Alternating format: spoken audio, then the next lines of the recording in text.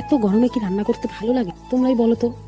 কিন্তু না খেলে তো আবার আমার রাতে ঘুমও ধরে না, কি জ্বালা বলো তো। তাই দেখো ঝটপট রান্নাঘরে চলে এলাম।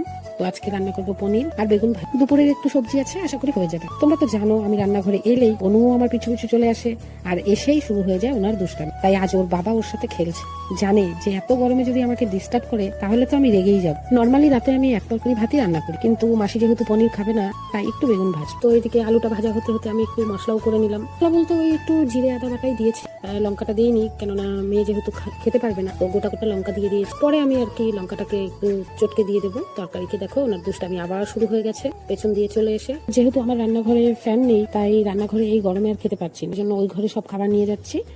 গরম পড়লে মাঝে মাঝে ওই ঘরেই আমরা খেয়ে নিই। তো দেখো আমি একে একে সব এনে রাখছি, আর এইদিকে ম্যাডাম বিছানা থেকে নেমে এসে শুরু হয়ে গেল মানে কি বলবো, রোজ দিন আমার বাড়িতে এইরকমই চলে। এটা আনবে ওটা আনবে, মানে পারুক না পারুক উনিই করবে, ম্যাডামই করবে। আবার করেও, সত্যি বলতে দুষ্টুমি তো করবে, এটাই তো ওর বয়স, তাই না? কি আর করা যাবে। আর এভাবেই তো এখন ওকে যদি করতেও না দিই ও কি করবে, কিছু তো ওকে করতে হবে, তাই না? কিছু করে তো ওর টাইমটাকেও পাস করতে হবে। তো আর এইদিকে দেখো উনি ম্যাডাম ভাত বাড়তে শুরু করে দিয়েছে। রোজ দিন এইরকম। এখন এমন হয়েছে মানে আমাকে ভাতের হাঁড়িতে হাতই দিতে দেয় না, ও নিজেই দেবে, সবাইকে বেড়ে বেড়ে দেবে, তরকারি দেবে, জল দেবে। ডিনার হয়ে গেছে, তো এখন যাচ্ছি ওই যে কালুকে খাবার দিতে। তো এই যে দেখো কালুকে ভাত দেওয়া হয়ে গেল, এখন আমরা চলে যাই। তো চলো আজকে এই পর্যন্তই, দেখা হচ্ছে নেক্সট কোনো ব্লগে। টাটা।